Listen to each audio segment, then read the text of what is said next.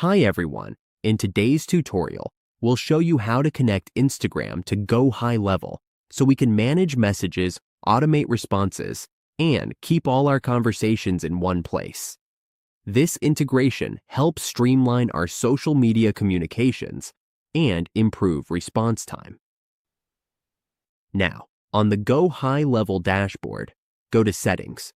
You can find it in the lower left corner. Once we click on it, just click it again when it appears. At the bottom, we will see Integrations. Click on Integrations.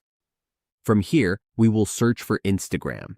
Keep in mind that Instagram is connected to Facebook since they are both under Meta. Now, click Connect. Once we do that, we need to log into our Facebook account. Log in and then click Continue. Click Continue and Save, then click Got It to finish that step. As we can see, it is now connecting and processing. Facebook and Instagram are now linked. We just need to click Connect and Continue. We can see it is now successfully added. Now, we can choose to configure field mapping now or later.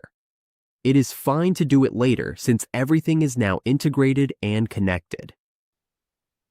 And that is how we connect Instagram to Gohighlevel in just a few simple steps.